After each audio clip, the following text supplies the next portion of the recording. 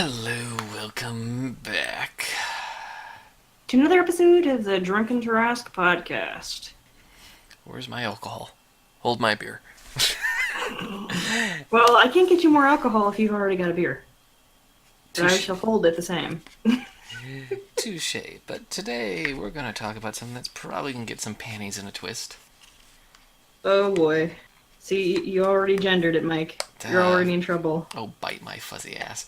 Anyway, when it comes down to it, we're going to talk about masculinity in this game.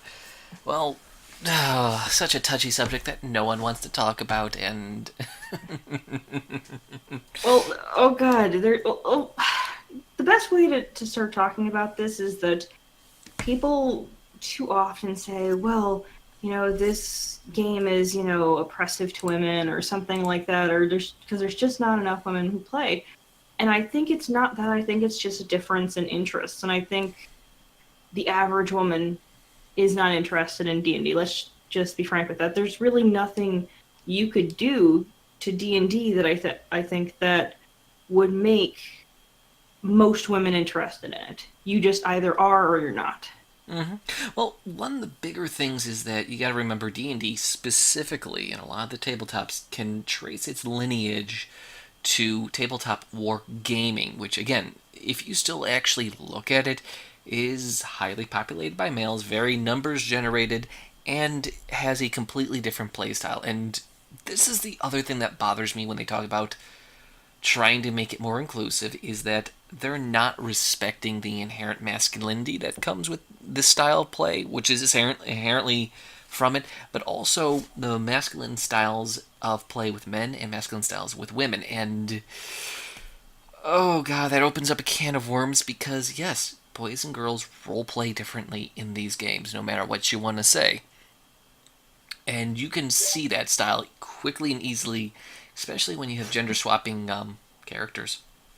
Yeah, men and women are different, and the situation becomes that I think a lot of folks, when they're talking about this, they mistake differences, the difference between men and women to be a negative. The thing is, like, it seems like a lot of times women will get angry at men for not handling things in a more feminine way, and I think that that's wrong.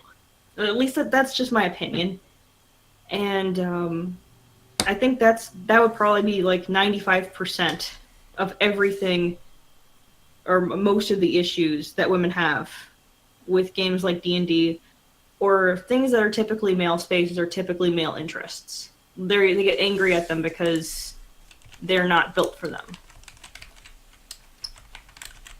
Well, I mean, like, this is the thing is that many of the women that come into it, they kind of want to encourage their style of play over anything and kind of keep a homeostasis type of mentality of it's all going to be playing like this. And there's a kind of a big problem like that because when you have that singular style of play being enforced or encouraged ad nauseum, you kind of do kill how people actually can play because Rachel's seen the group that we're playing in, and there's a lot of options that come with it when you have There are a a lot of mixed things. gender.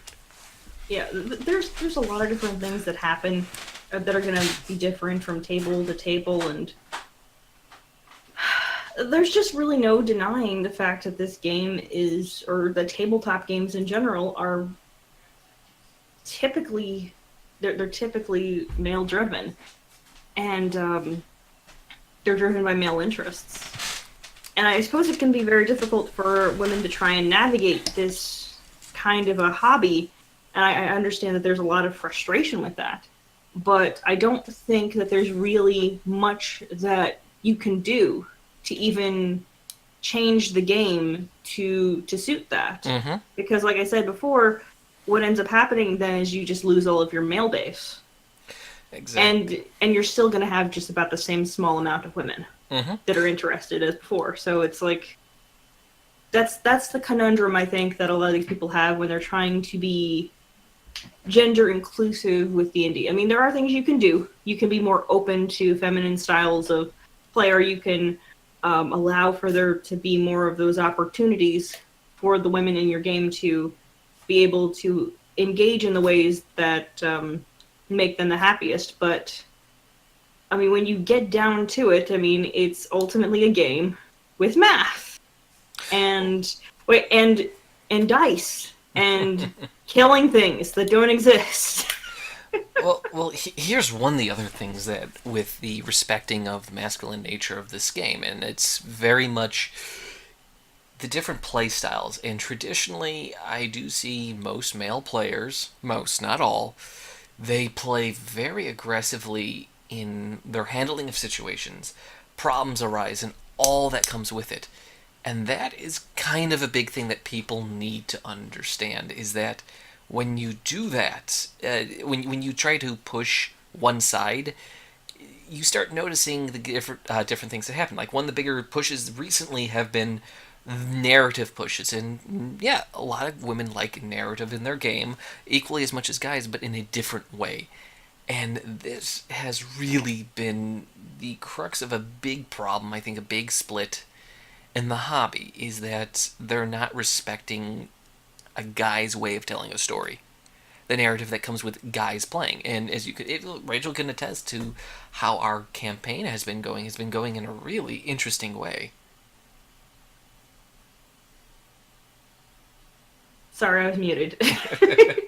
But yeah, it is different. The thing is, I have had only one female DM that I've played with, and the differences really are. I almost want to say women focus more on the aesthetics, whereas, but this is only my experience with the one, so don't take that entirely at face value. Like this is just only my experience, and so experiences may vary, but the differences I noticed was the one female DM I had was very aesthetic heavy. She focused a lot on what characters looked like, and on tone. Whereas most male DMs I've seen, they focus a lot more on the story that they're trying to tell, and also trying to create opportunities. So the one female I had was more about like the story that she had in her mind and the tone that she was trying to set.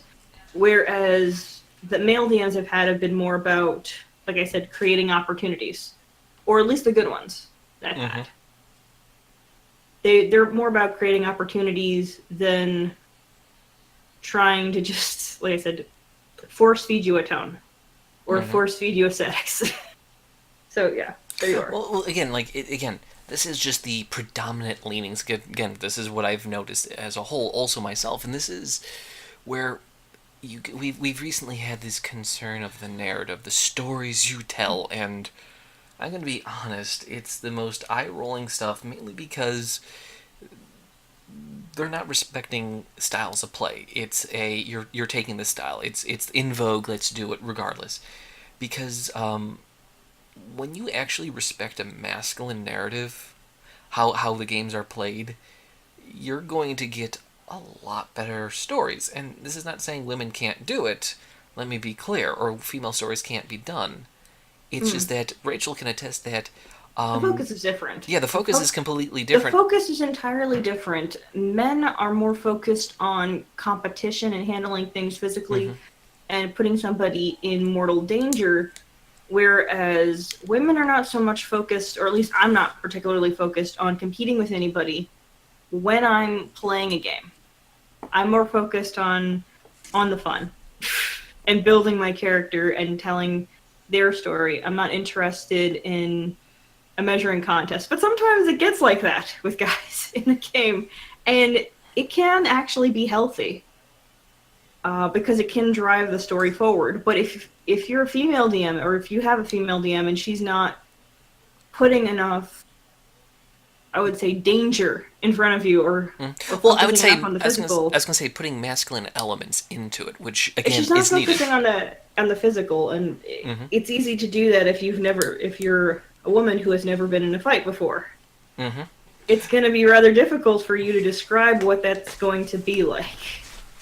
Well, let's be honest. Well, that's the other thing is when you the masculine nature is that this is just what I've noticed with gender bending on both sides of the equation, and this is where a lot of the whole thing that was kind of percolating in the back of my head is this: when when you actually properly respect the masculine and the feminine in your game, you will actually create not only better NPCs but better interactions with your player characters and the NPCs. And what I've noticed is many female characters that gender bend, they don't understand the masculine nature of characters, and they treat everything as They don't understand guy code. Let's put it out there.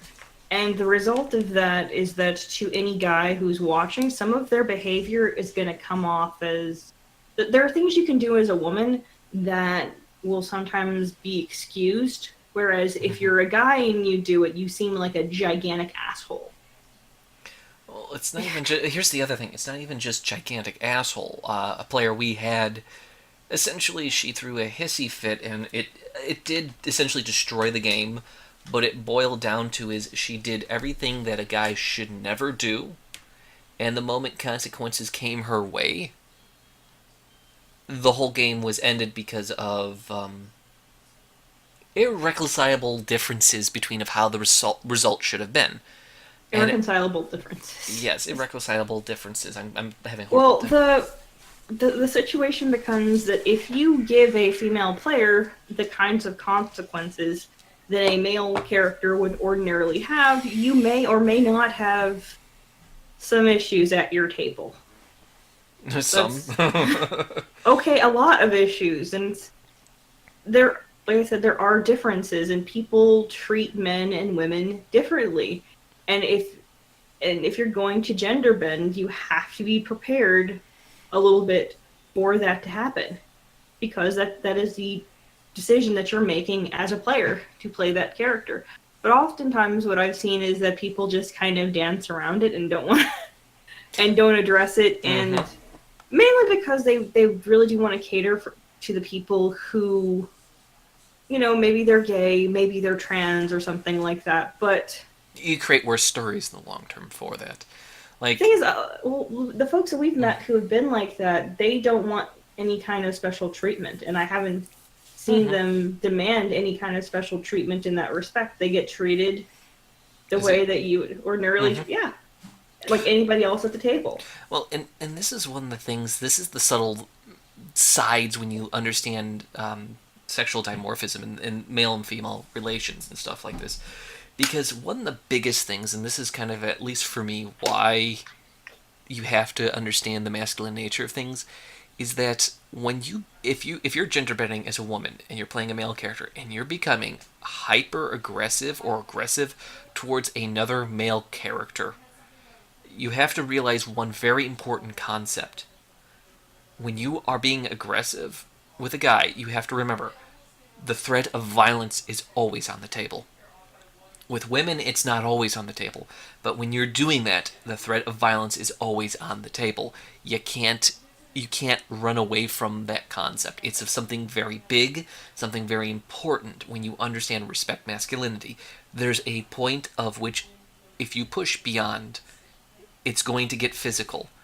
And when you gender bend, you have to understand that and respect that. You got to respect that masculine nature of things, because otherwise you're going to honestly piss everyone off at the table for starting a fight when you Yeah. thought you're going to essentially you can't use your skirt as an excuse anymore.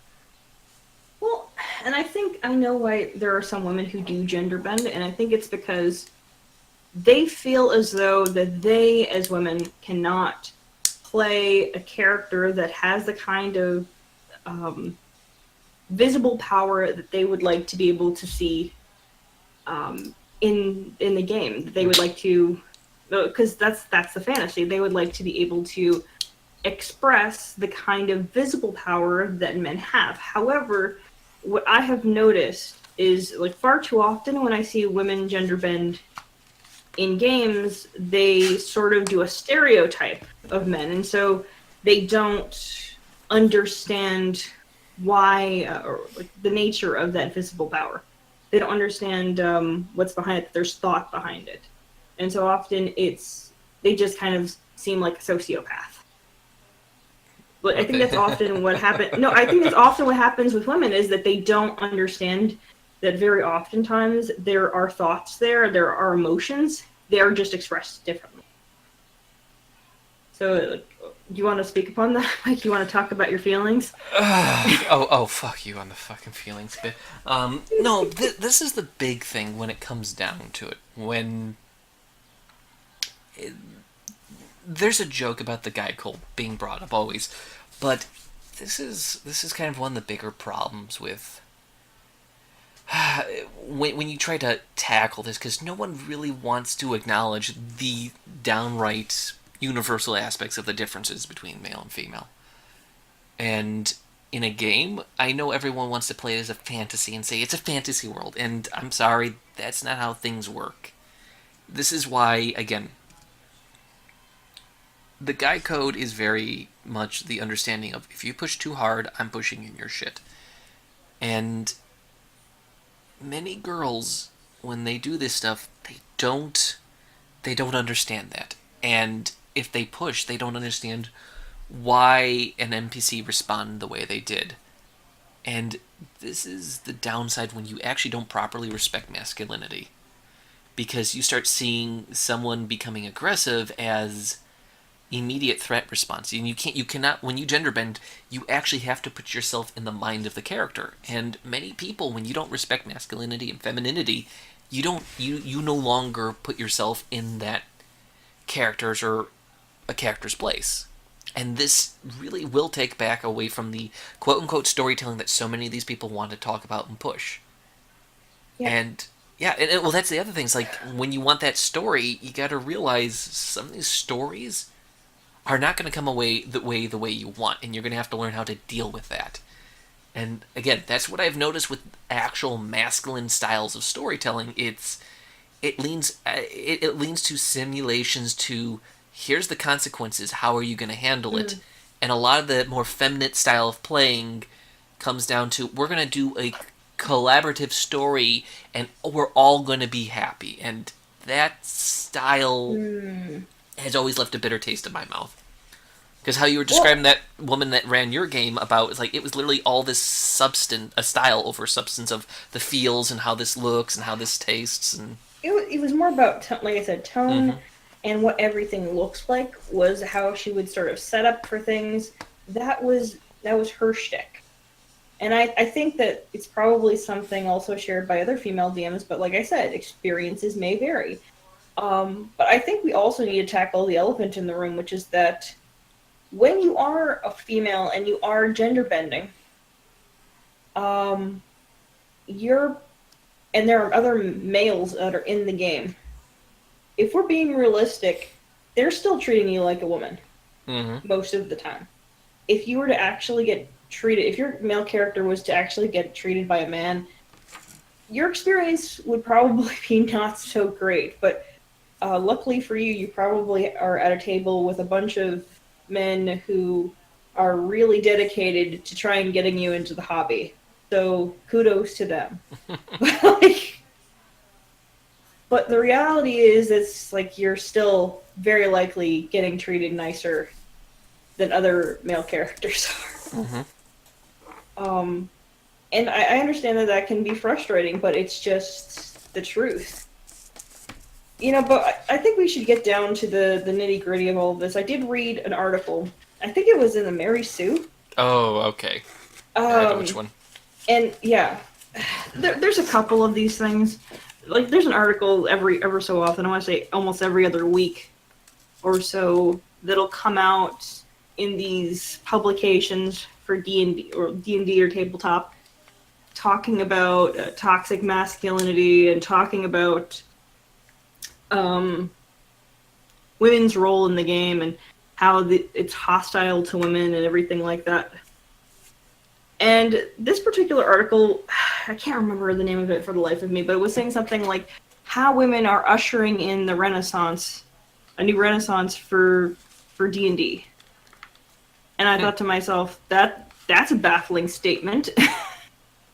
Because I wondered how they got their methodology, because they were suggesting that something like, what was it, like 1 in 5 players or something like that were now female. No, no, not 1/5. I thought they said it was Wait, almost no, about 40%. Yeah, about There we go. 40%. There we go. That was sorry, I was wrong It was about on a that. third to almost. Yeah, they were saying, and I thought to myself, well, where's this methodology? Because this is a very obscure hobby. I mean, it's less obscure than it used to be with YouTube and all these other things, and women swooning over Matthew Mercer's like perfect hair.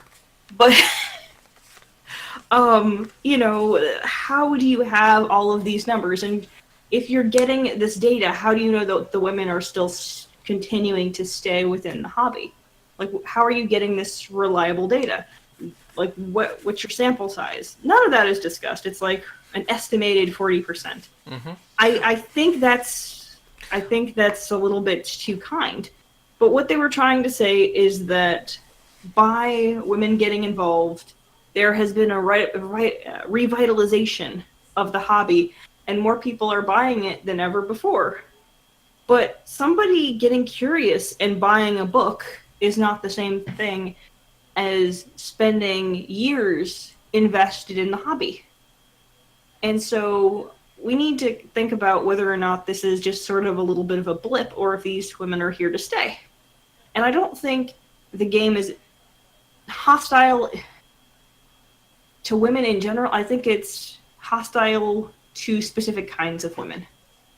And I think Well, that's but well, that's well. me. Here's the thing. I think that the Mary Sue article you're talking about. I know which one you're talking about.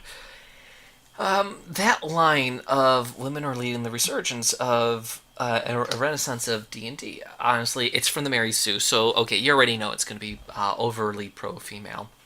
But the thing that gets me is that I don't think that there's an overabundance of females. I think that because of stuff like Twitch and YouTube, you're able to see more women talking about it that probably have always been a fan. And to me, yeah, like women were never stopped from getting into D&D. If anyone says that, they're lying to you straight out. The thing is, this hobby has just within the last few years has skyrocketed in popularity. And what happens when there's popularity? Just like video games, more people will come to it of both sexes. And that is kind of the big thing, is that we're just seeing the numbers increase. And I'm going to tell you this, Yeah. odds are the numbers are increasing probably by the same percentage, roughly, in ratio. And that we're just seeing a lot of females because guess what? Guys like seeing girls playing guy games. It's entertaining. It's enjoyable. We enjoy them. We want to bring more girls into it. Yeah, That's all it is. that is true. And then the situation becomes that the type of women that the game I would say is hostile to are the type that are angry at the game itself because like I said, it wasn't specifically built for them and for their particular aesthetic. And I think the aesthetic is what it is. Like if you either like it or you don't. I mean, if you want to insist upon house cleaning and redecorating, you're going to get to the point where it's no longer D&D. And I think that's also what's happening right now with a lot of tabletop is everyone is kind of doing the diversity hires, they're doing their affirmative action. I don't really give a shit about that so much as long as it produces good stuff. But I think what we've been seeing lately is that there's been a shortage of decent mainstream tabletop new editions. The newer stuff is going down in quality and it's being dumbed down. And if people are saying, like, well, this is being more inclusive to women, I think that's kind of insulting. Is it not? Well, here's the thing. I would say, and the thing is that for me, it's one of the reasons why I take again. You got to respect the masculine and the feminine with this. And I know people are just gonna quote mine this and throw their own temper tantrums with it, but every single time we play these games, every single time we do these games, we already have the power as a DM and as player to do whatever we want, and to respect back and forth. And every single time we do stuff like this, trying to make a radical gender remark instead of respecting it, we start destroying the hobby. We start destroying a lot of things. I've watched several female DMs and several male DMs for trying to get inspiration. And more times out of not, these styles of play, these kinds of handling these things, these championing of essentially the Mary Sue did essentially women are great, women are greater than men by their own very article. It's just going to make those who love the hobby bitter, and it's not going to actually make women have better games because I've known women who've actually played this longer than me, and they here's the funny part: when you actually see a hobbyist who loves this hobby, there's a very tight knit of ideas that they never break from. This hobby has grown, so you got new blood coming in, and you got them fighting with the old guard of women and men. And a lot of the women, like Rachel, you can hear her included, bitter and angry at a lot of the upheavals, not because they're upheavals or changes, but It's because there's some. because it's because these people, they don't appreciate the men in the hobby. They don't appreciate the game. They appreciate what they think it could be in their brain after they're done remodeling it. Mhm. And that's really frustrating because if you're a woman who's been invested in this stuff for years, if you're a woman who loves this hobby, I mean, I've heard of women who are really fucking hardcore on this. They'll only play like original D&D, or they'll only play 3.5. And and I think about this and I think about them, and they love this stuff, you know? They really, really do. And so to try and change it now is disrespectful to them, and it's disrespectful to the men who've been really wholeheartedly invested in this hobby for years. But that's just what we're dealing with right now. Everybody just gets so they get so hypersensitive. It's just a game, and sometimes sometimes I'll forget for a moment that, like, oh, it's just a game. But we really should remember that this is supposed to be about fun. And so when everybody starts getting into all these conversations about inclusion and all this other shit, they forget what this is supposed to be about, which is having fun with your friends and having a good time. And I think what they describe, the things that they are describing as toxic masculinity, is just masculinity in the way that it differs from femininity. Mhm. They are upset about that. I mean, and the things that are bad that men do, they're just things that are bad. That has nothing to do necessarily with them being a male or a female. People do shitty things. And so I hear people talk about, like, oh, it's unsafe for women in this hobby, or it's unsafe to get involved in this stuff because of all these creeper people. Well, I mean, hobbies are like this in general. You have to guard yourself no matter what it is you're doing. Like, I mean, I don't just go randomly meet up with strangers, okay, and agree to go over to their house. Like, don't be stupid. Stranger danger, stranger danger. But I'm just getting at it. It's like a lot of this stuff is just common sense. And for those who may have actually been harmed in all of this, you know, it's unfortunate. But don't blame the hobby, and don't blame, like, masculinity for the actions of a few assholes. Like, don't let that, like, keep you from enjoying yourself, or keep. All it is that we're just getting it's like respect the masculine and feminine styles of the game, and don't try to push the one that's been pushed so hard right now, because guess what? You're going to lose out on many of the great things that come with this system, this game. I just think we need to leave the fucking gender war at the door and don't bring it to the table. Well, actually, You know, that's yeah. Well, that's the biggest thing. That's kind of the biggest thing when you do this game, is if you really want a great game, you're going to have to vet your players and your DM, and it's kind of one of the things that I have done. It's one of the reasons why I became a DM, because many of the DMs would not remove their politics, their beliefs, personally from the game, and I went home. I'm playing blackjack and hookers. I make my own game, vendor style. And Rachel can attest to it. It's like, the thing is, I leave all politics at the door. Or you know what? Even if like if everybody at your table is political, more power to you. You can go do that. But the thing is, I think there needs to be a recognition that some of this stuff is just needless negativity that just doesn't belong at the table. You know, Oh yeah. if you're more left leaning and you want to put Trump in your game and have people like slay him like a dragon or something, I you're hey hey perfectly hey fine to hey do hey that. hey! Quit taking my idea that I already fucking put in my game. God damn it! I'm saying if you want to do that, go ahead. If you want to do some other crazy shit, more power to you. If you want to go, on a crusade or something and, destroy evil, God that's damn it, fine. Rachel! You looked at my DM notes. I'm taking them away from you. You do not get to touch them ever again. Woo!